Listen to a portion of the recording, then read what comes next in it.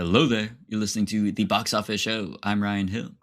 And I'm Dylan Johnson. Today we're going to talk about the box office numbers from last weekend and our box office predictions for this upcoming weekend. We'll also be diving into the world of fashion and legacy sequels as we discuss The Devil Wears Prada 2.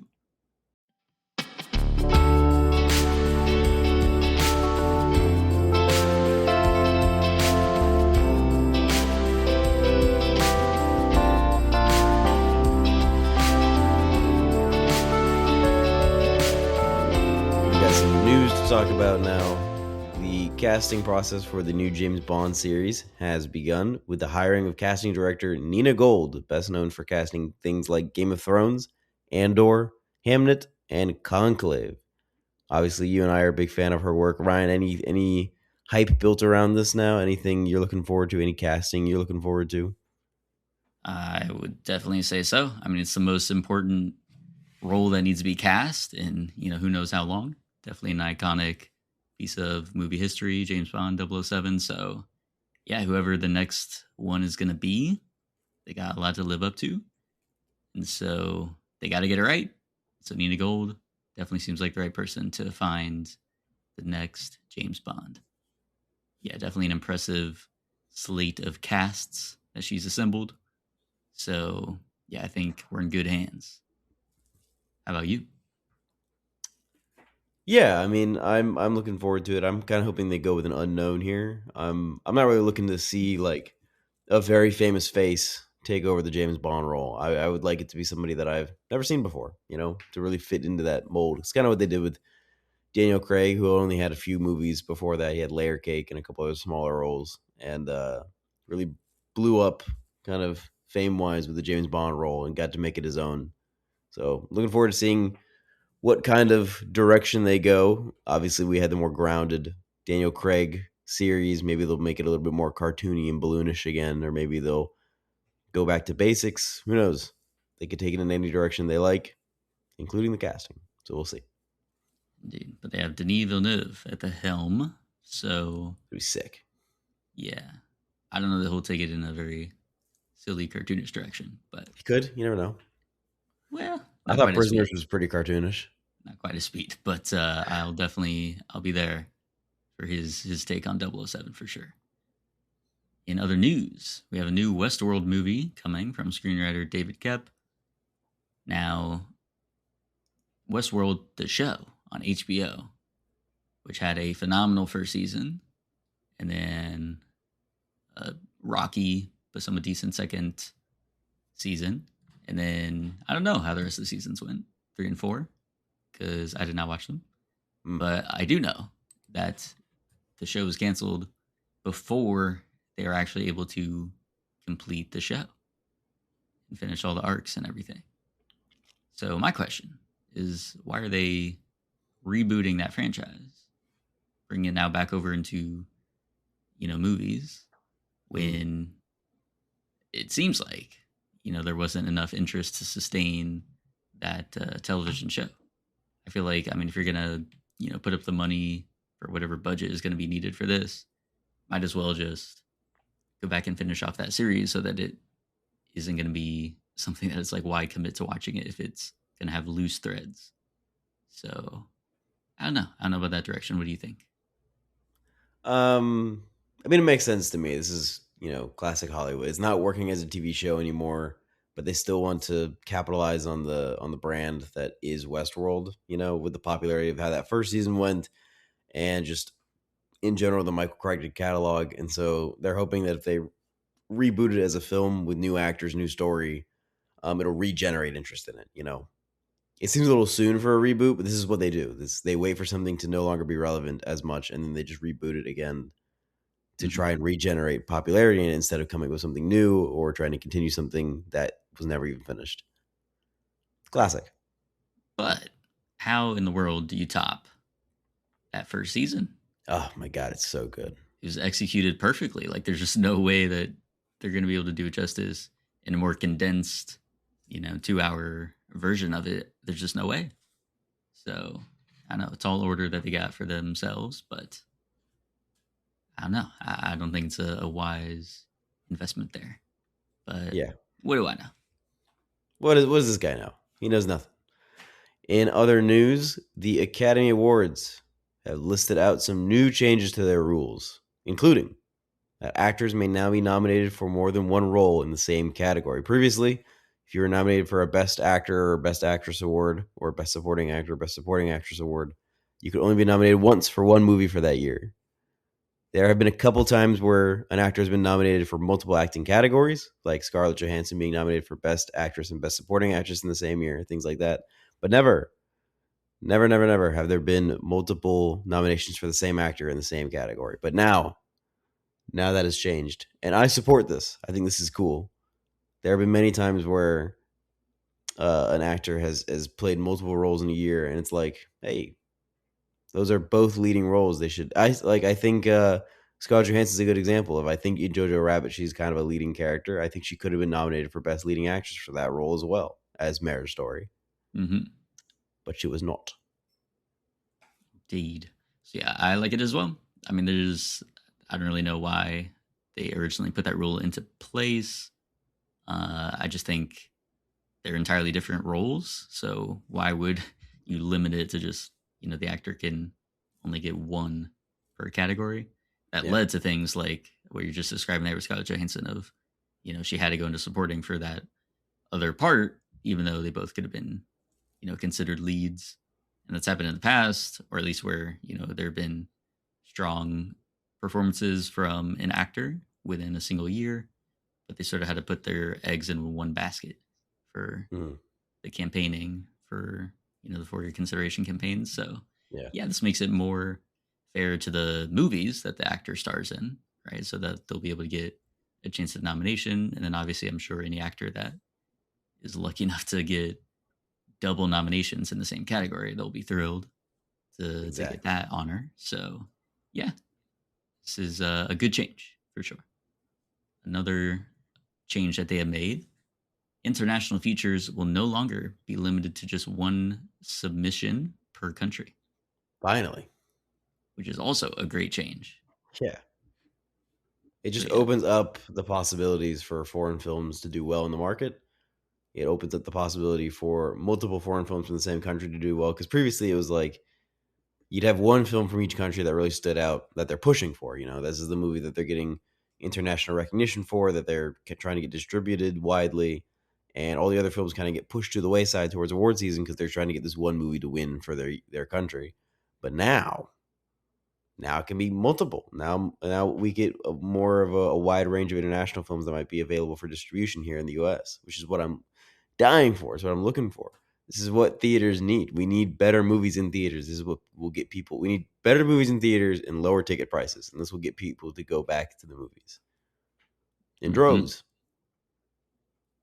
Indeed. And then we also have screenplays must be human authored in order to be eligible, so no AI there. And then acting performances as well must be given by humans with their consent, meaning the actual person must be alive.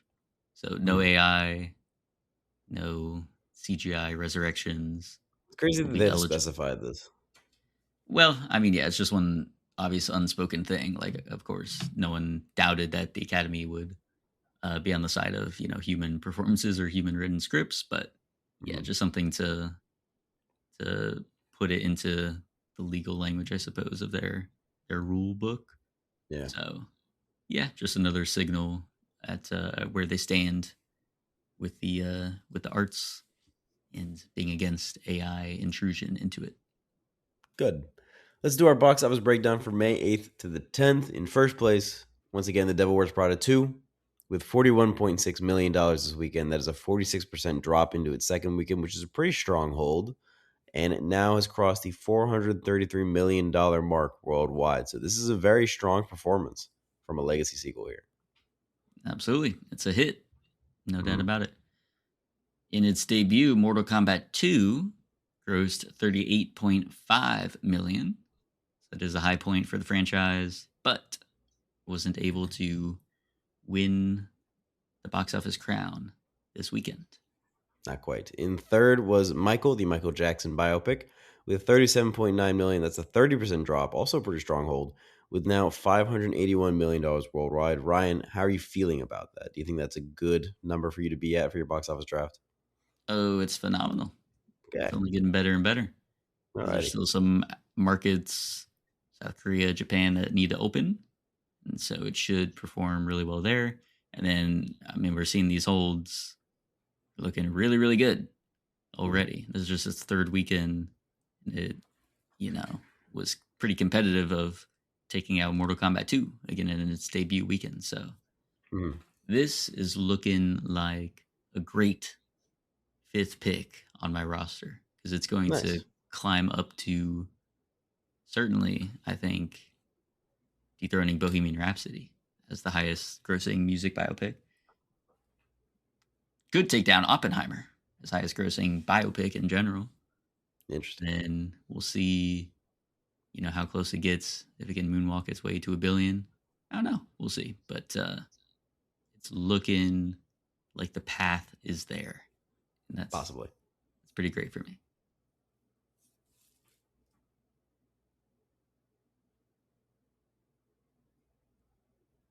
It's your turn. I was waiting for how long because I can't see you, so I'm like, The Sheep Detectives with 15 million. And then after that, Billie Eilish, Hit Me Hard and Soft with 7 million. The Super Mario Galaxy movie, 6.6 million. Its worldwide total is 940 million. Yeah, it feels pretty good. I think it's a good pick, solid pick. I wish I could have Some done better for second pick, but I still got Minions 3 coming out, and I've still got Spider-Man coming out, so not too nervous, not too worried. Should be I mean, fine. yeah, it's gonna cross a billion, be the first $1 billion film of the year. So Hmm. it's a good achievement. Yeah, absolutely. After that was Project Hail Mary, the one that got away, made 6.5 million, bringing its worldwide total to 650 million. Wow, truly the one that got away. Indeed. Hokum, 3.2 million. You were Deep among those Water, numbers. I am. It was good. I'm also among the numbers for the Sheep Detectives. The movie was also good. Nice. Very much enjoyed both of those films. After Hokum was Deep Water with 836,000. And then Animal Farm, rounding out the top 10 with 700,000. That movie looked atrocious. It's time to do our box office predictions for May 15th to the 17th. The big movie coming out this weekend is Obsession, a new horror movie from, I believe his name is Curry Barker. Is that his name? Uh huh. I think so. YouTuber and content creator turned filmmaker, releasing his first feature film, a horror film about being obsessed with a girl and making a wish, and the wish turns wrong. I've heard many good things about this from a lot of people I know, and I'm going to go see it tomorrow. So I'm very much looking forward to this. Ryan, what are we feeling for box office numbers? I'm feeling 15 million. I'm feeling like you're right. I'm feeling like I agree with you. Okay. I'm feeling that. I'm glad that you're feeling that. I feel that Feeling too. that. Here's the thing, though. It won't be the winner at the box office. Certainly not, no. We got Michael and Devil Wears Prada 2. Two heavy hitters. Again, they both had really strong holds this past weekend. They're looking to have equally strong holds this upcoming weekend. Which do you think will come out on top? I think The Devil Wears Prada 2 still holds it. Okay. We will see. We will see. Michael could take it back. We will I think see. they're putting him because again, Obsession's coming out, but it's not a big event film or anything like that. So I think Michael is getting IMAX alongside Top Gun Maverick and Top Gun Mm-hmm. for the 40th anniversary. So Yep. that might drive people to go and see that again. I'll go see Top Gun Maverick again. Shit. That movie's awesome. That movie's a banger for sure. It Yeah, was I mean, IMAX playing. will drive people to go see Michael. Yeah, Top Gun Maverick was playing in the waiting room of the tattoo shop I was in last week, and I was watching and I was like, this is sick. This movie's awesome. I'm telling you. The Sweet Balls of Fire scene. Oh, dude. It goes so hard. Top tier. Truly The dog fight scene. Oh my god. It's fantastic. Definitely maybe the best legacy sequel. I don't know. But I can't think of a better one. But Let's see speaking of where, legacy sequels, yeah, Devil Wears Prada 2, where that stacks up. oof, yeah. So, what were your thoughts with the original film? What was your So relationship to Devil I Wears Prada? rewatched it a few weeks ago in anticipation for this episode because I haven't seen Mhm. it in a while, and I like the original. I think it's fun. I think Meryl Streep is really iconic in it. I think the cerulean sweater speech is really good. Um, I think the stakes are there a lot of the time. It's kind of like Whiplash Light a little bit, trying to dedicate yourself to something greater. But what's funny is the character of Andy has like no actual interest in fashion. She just is interested in being the best at her job, regardless of what it is. Like it could have been like a mechanics magazine or a fucking like office magazine or something, and you could have done the same plot, but it just happened to be about fashion.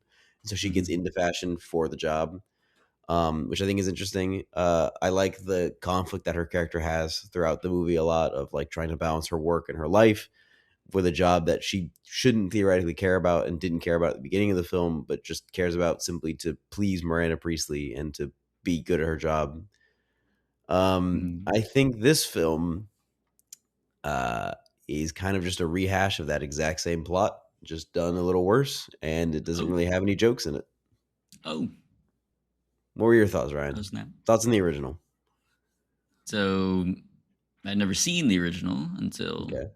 like 3 weeks ago in preparation for this upcoming release.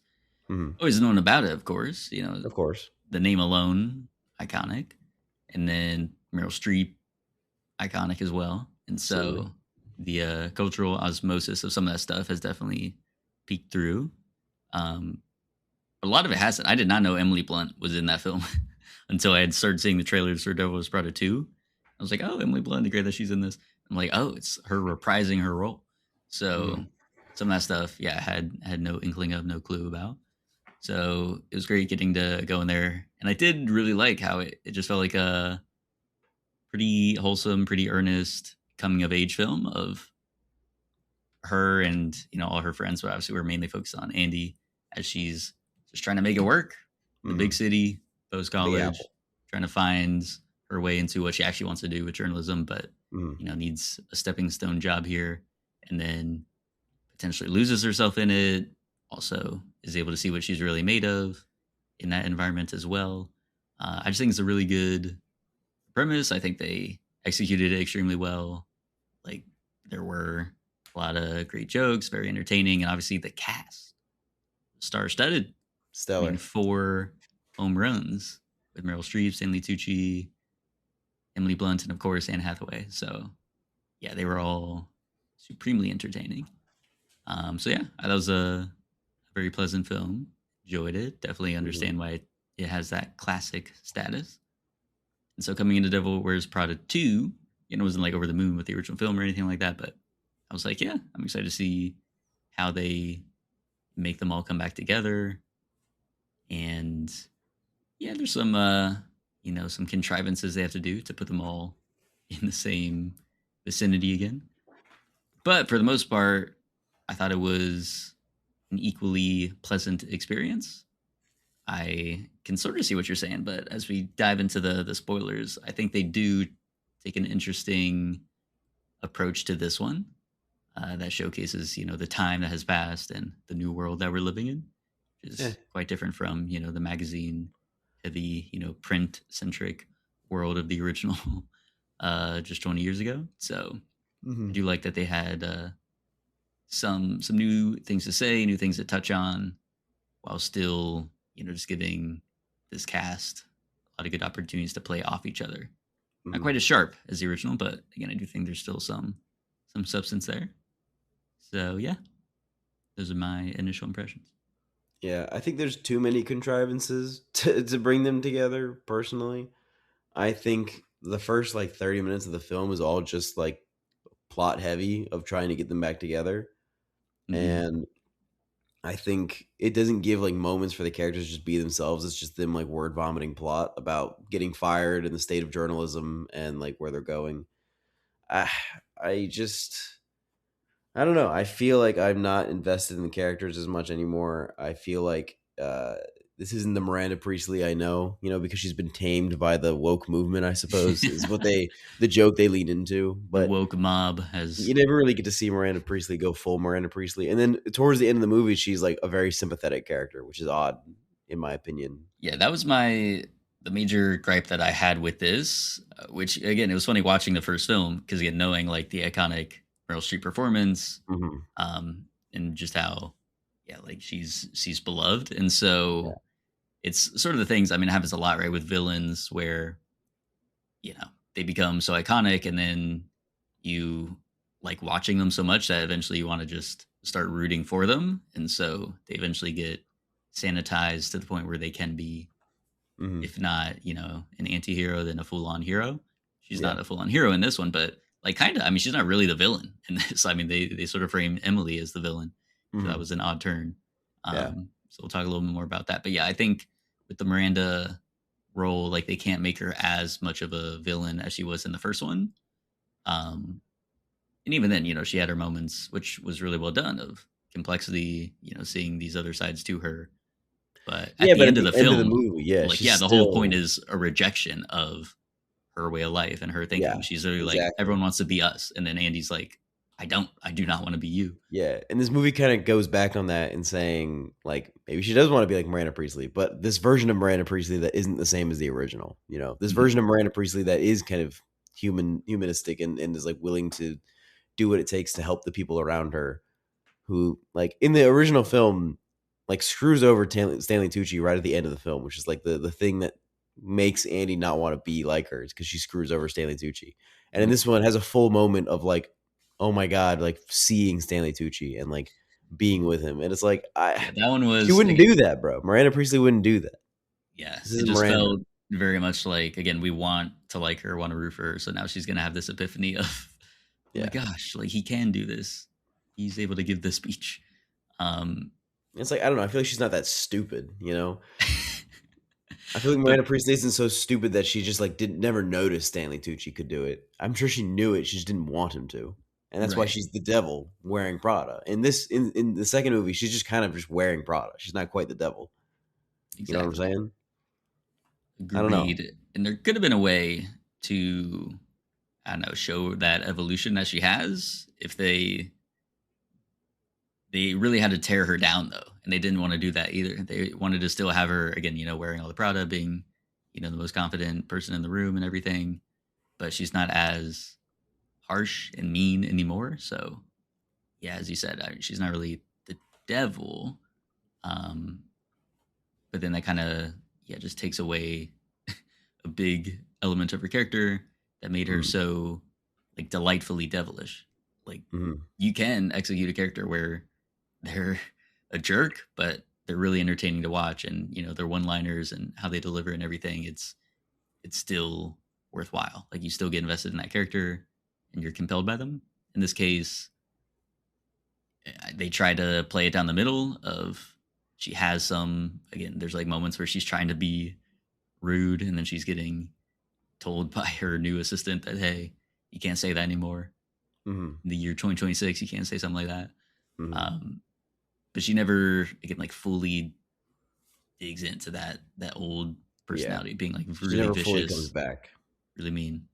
Um, and again, I think that's just mainly because people don't want to root Mhm. against Meryl Streep as Miranda Priestley in Yeah. 2026. She's just too iconic over the last 20 years. Sure. I also feel like talking about Andy now that I don't necessarily have a problem with her going back to Runway as like a plot point to as like a catalyst for the plot itself for the second film. I Hmm. feel like she goes back kind of fast. And like there's no like mulling over of like, "Oh, should I go back? Like being there was like fucking hell and I just don't know if I could be around Miranda again." This is not something that she like really questions. She like gets the offer and she's like, "Oh, great, yeah, a job." And it's like Hmm. it just feels like we're rehashing the exact same plot of the first film. Of she just takes this job naively, then it ends up being more work than she thought it would be. She can't impress Miranda. She needs to impress Miranda. Stanley Tucci gives her a speech that essentially is just buck up, and so she bucks up, and there's like a montage of her getting better at her job. It's the exact same plot, except Right. without jokes. Yeah. So I just don't understand. Like it's as if the first film didn't even happen. Like there is no trauma involved with her character. There is no hesitancy.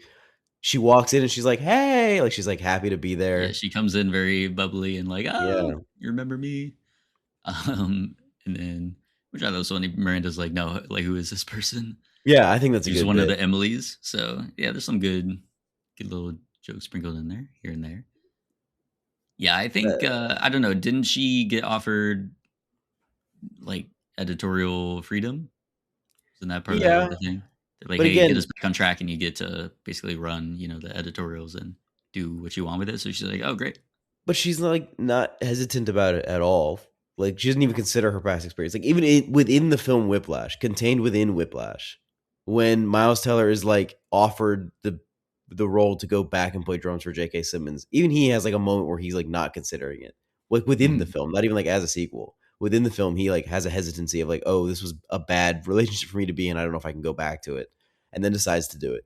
She just doesn't do that. She doesn't consider like Miranda Priestley and the awful things that she did to her and like how she was treated or anything like that. She's just like, oh, I guess I could go back to Runway. They're offering me a job and it's going to be a better Mhm. job than the one I had before, I guess. And just goes. Indeed. I don't know what the message of the film is supposed to be because the first one is obviously like, should you dedicate yourself to your career when it's a career you're not even interested in, even if it sacrifices like your it's like work life balance.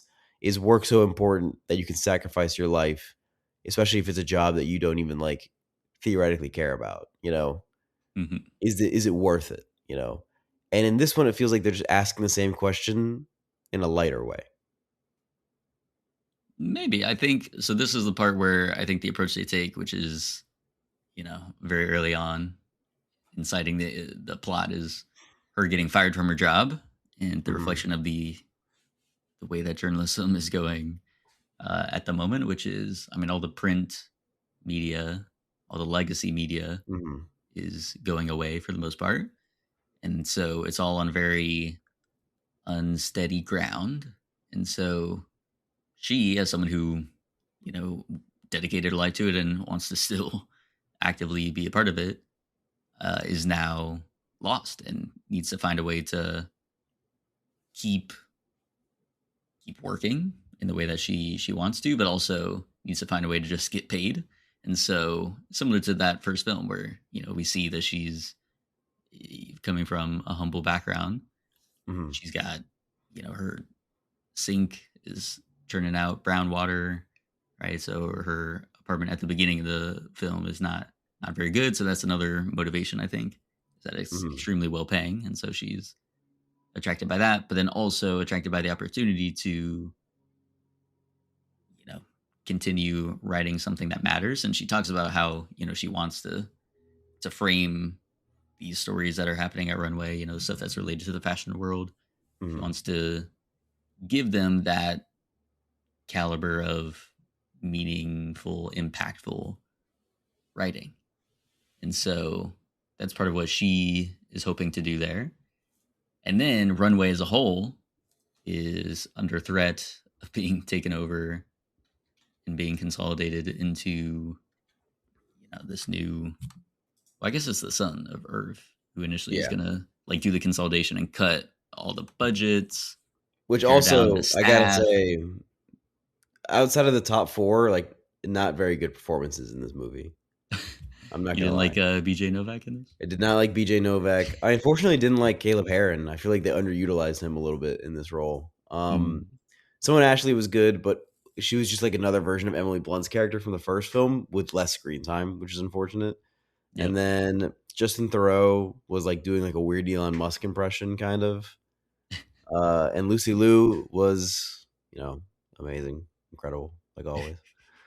But other than that, yeah, nothing really stood out outside of Kenneth like the Branagh? the, the Fab Four. Kenneth Brown was just there, just Yeah, getting he a was just paycheck, bro. good He's for him. fucking pretending to play a violin at certain points and just like hanging around. He barely has a character. Yeah, he's just there to be like Miranda. The most Do whatever static you of want. static characters in this film, just kind Do of whatever there. you want. Um, but yeah, but I will say, so yeah, the whole Tristan Thoreau, I think was more of a Bezos type, Think given it's his Bezos. yeah, because they did the whole thing about how he's like working out and Oh, I guess because through his the wife leaves beard. him. Yeah, yeah, Yeah, yeah. so that's the Bezos arc right there.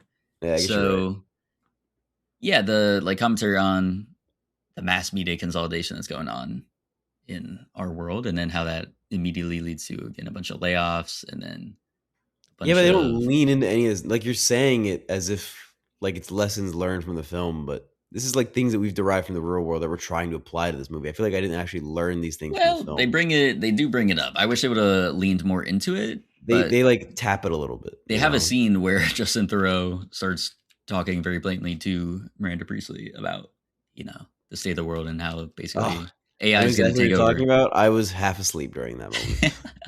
I don't remember what he was saying. I was like passed out. I passed out for most of that Italy sequence because I was bored.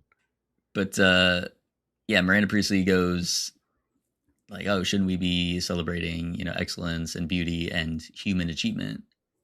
And I was like, "Oh, like this is compelling to see Miranda."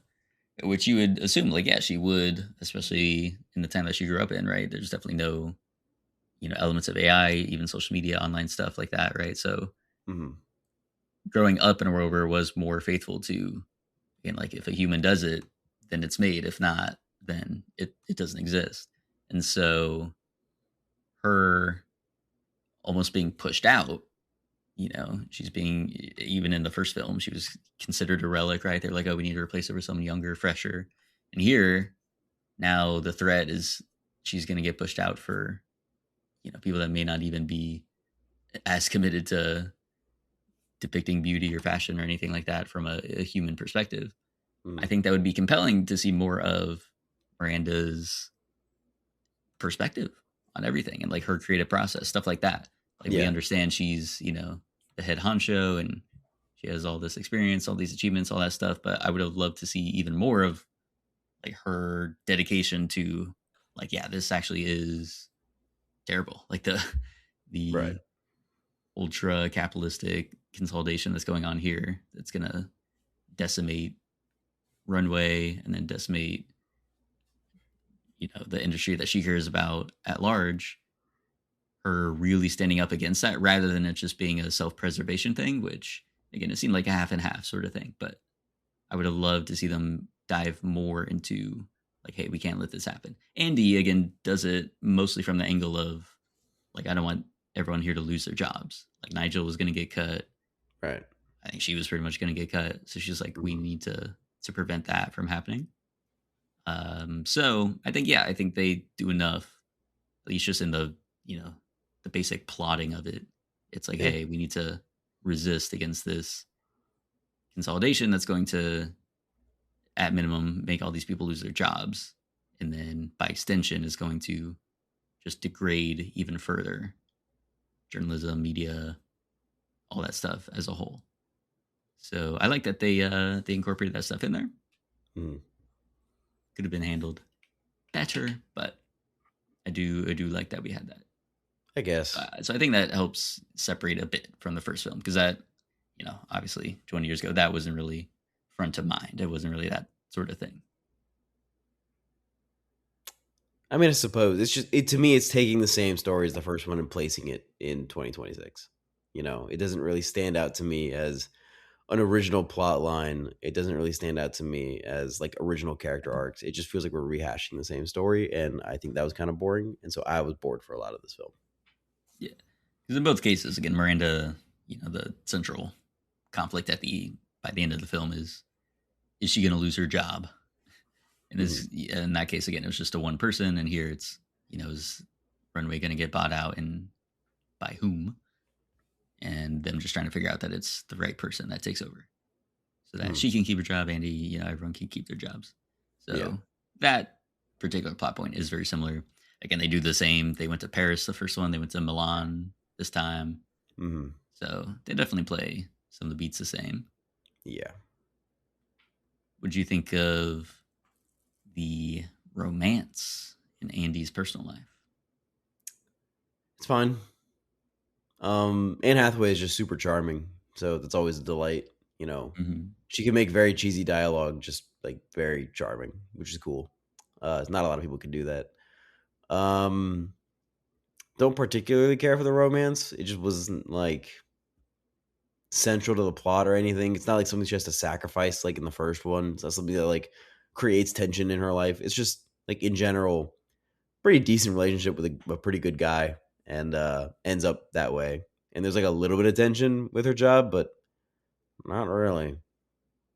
Yeah, they have like So one little argument because she's yeah, but venting about stuff. in the first one, her relationship with that guy, there's like a lot of tension there. It's like the whole like point of her character arc here is like that is the like epitome of her work life struggle is trying to find time for her boyfriend, having to sacrifice being there on his birthday to go to the event, the gala or whatever. Like there's a lot of Hmm. good plot points with that. And this one, he's just kind of like he's an Australian guy and he's there, you know, he's there to be Yeah, handsome and Australian.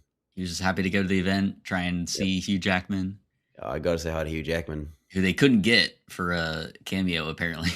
Yeah, I don't like know Anne Hathaway why. knows him. They were in Les Miserables together. Yeah, Could what have the got heck? Hugh Jackman there for one shot. Come on. Yeah, just gets to dress up to the nines and says hello to some other Australian guy that comes up. I mean, I'm sure he That would would have love been to do fun. that. Yeah. Yeah. But yeah, so this one, yeah, there wasn't much tension there. I did like their introduction and then her friends coming in, being like, "Oh, you guys had a moment," and then doing a little inquiry into him, and taking his card and it's like, "I'll be checking your socials." I thought it was a cute little moment. Yeah, it's very like 2000s core comedy. Yeah. Yeah, Rom-com I think they stuff. also they went to great lengths. I'm sure you know you if you just rewatched Devil Wears Prada, the first one, Mhm. saw a lot of the same moves and techniques that they were doing there, even from the opening montage that they did of her walking through New York City. Yeah, I mean that's Um, just like classic Tootsie though. That's a Tootsie reference. You know what I'm saying? yeah, Anytime you have someone walking through the big city like that, that's a Tootsie reference. sure, but they were doing that. A lot of the montages. There's no coats landing on the desk montage in this one, but There were still with not their as fair many share. montages as there should have been. I did not have a good comprehension of the passage of time like I did in the first one. I Mm, understand that she's been there for months because of the montage sequences. Like it's her working really hard. It's Miranda throwing the coat on the desk constantly, constantly, constantly. I'm like, oh, there's been a large passage of time here. But in this one, it feels like everything happens within the span of a month. mm-hmm. Does feel pretty condensed. Yeah. So yeah, I just think I thought it was good that they kept some of the consistency with the first Yeah. film. Like it felt Sure. of the same cloth. Yeah. I mean, this is definitely like a kind of film that isn't quite made anymore. This kind of 2000 style rom com that we're Yeah. getting here, which is, it's interesting to see it come back in a way, but I just wish they could have stuck the landing more because this is like a genre of film that is very unique to that era that I think is enjoyable. I like 13 Going on 30. I like a lot of those movies. I would like to like this. Hmm. I unfortunately just don't. I just didn't think it was interesting. I think they were hitting a lot of the tropes of films of that era without actually coming up with anything of substance. Tragic. What do you think of Yep. Emily as the villain? I She just works don't at care. Dior. She's trying to come for that runway chief editor position, whatever it is, whatever She should. Miranda's job title is. She should. Miranda shouldn't have that shit anymore.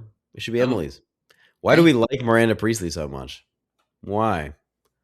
Miranda Priestley is an asshole and has always Well, been an asshole. that is Andy true. Sachs has fucking Stockholm syndrome, bro. I swear to God.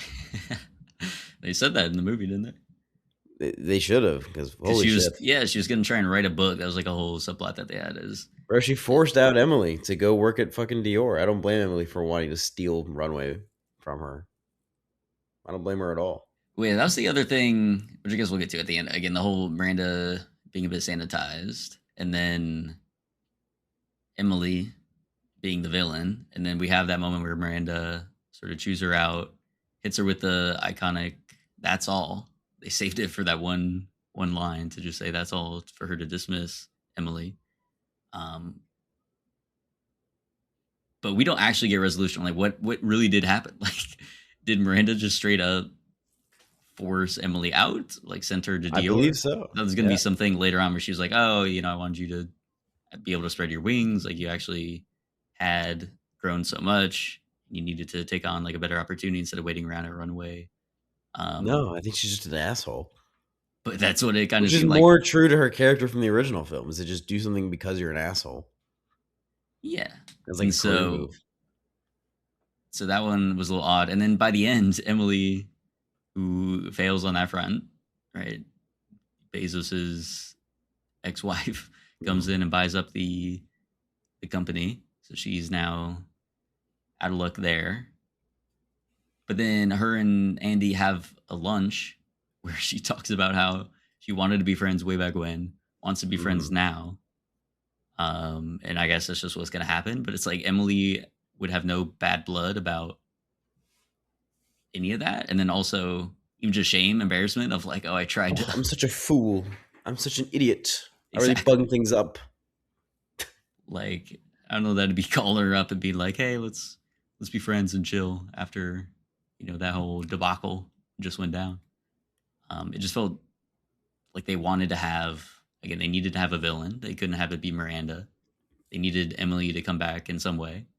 And so, yeah, they just had her be the villain, but it's like, didn't. But it was like short-term villaining, Yeah, It was like she was the villain for like 10 minutes towards the end of the movie and then wasn't the villain in the end. Yeah. And Like then there not just much wasn't a villain. venom involved at all.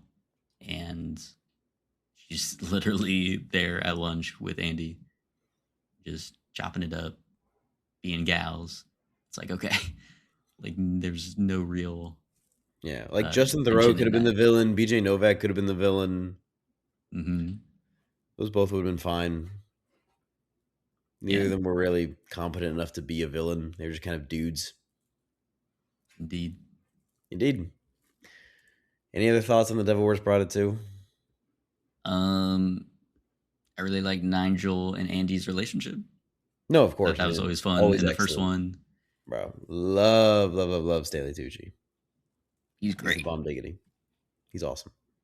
For sure. So yeah, I like that. They had one moment, again, just their little rapport, where he was doing, again, another pep talk in his particular way, where he's like, all right, stop feeling sorry for yourself, get to it. And then they both say bye in that exact inflection. And he's off camera by this point. He's like, bye. And she's like, bye. I just think it's great. I think they have great chemistry. And so, yeah, I can see why, again, they made this film and why a lot of people enjoy it, especially if they had like a huge attachment to the first one. Because it is just getting the gang back together. And then now they're even more friendly to each other. And so, yeah, there's not even less, I don't know, or I guess more feelings of like, Miranda is, again, like a jerk, a bad person, but oh, she's so cool and she says lines in a great way, so I'm gonna like her anyway. And this one, you don't really have to worry about that. Again, they give her big moment that's all as like a fist pump, mic drop moment when she's again being the most mean in the film. So yeah, just their priorities have changed a bit. So probably makes for a weaker narrative overall, but probably a better viewing experience for fans of Devil Wears Prada. I guess. I suppose. Exactly. Dylan, have you ever picked up a fashion magazine like Vogue? Nope. Glamour? Nope. Elle? Nope. GQ? Nope. Not once? Nope. Would you wear Prada? Yeah. If it was cool. All right. I'll wear anything if it's cool. Did you ever walk down the runway? I don't know if I have the proper gait. I don't know if I have a good walk for that. You know what I'm saying? Would you attend a fashion show? I have a bit of a saunter. Maybe. Like I was watching the Met Gala, as we all do, and I was like, this just seems like atrocious. Just watching all these celebrities wear these fancy clothes to this fancy party for rich people, doing all this stupid bullshit. And then I watched the workers Met Gala. Did you see that? I think it was in New York. It was like hourly workers were given like fancy outfits to wear that were all like ethically sourced, and then they walked down the runway, and it was like people like worked for like Amazon and stuff. It was awesome. Mm-hmm. That show I would go to. Wow. Okay. Standing with the people. Yeah, not a fan of the actual Met Gala. So Feels what if performative. you were invited to go to the Met Gala?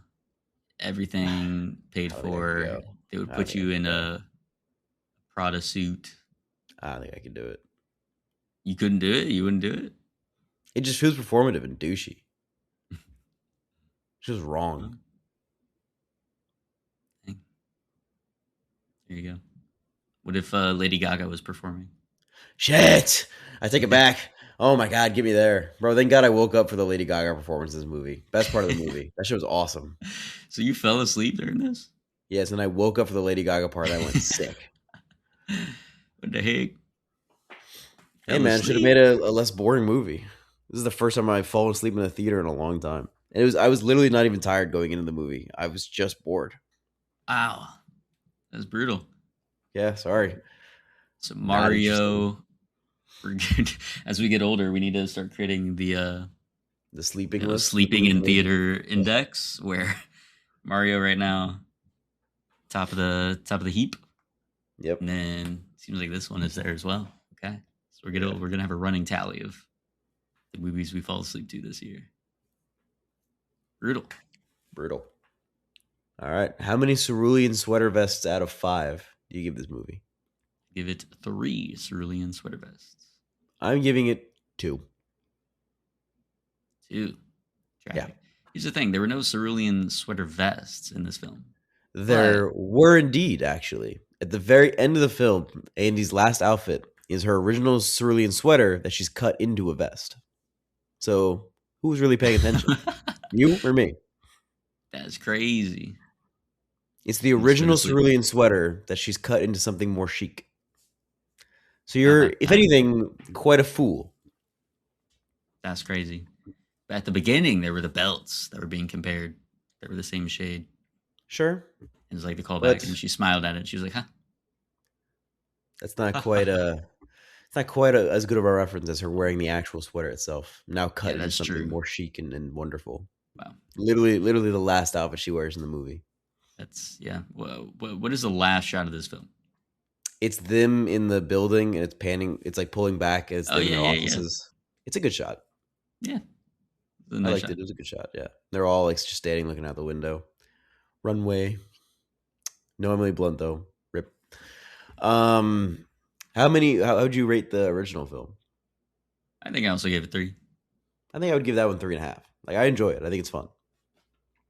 All right. This one, not fun. Not fun. Didn't fun. laugh. Dang. Oh, yeah. Unfortunate. That is all the time we have. If you'd like to leave your thoughts on the show, you can email us at theboxofficeshowpod@gmail.com. Our main title theme for the show, Sundown by Joseph McDade. And if you like the show, please give us 5 stars for our podcast that we listen to. And be sure to tune in next week. Have a great rest of your day.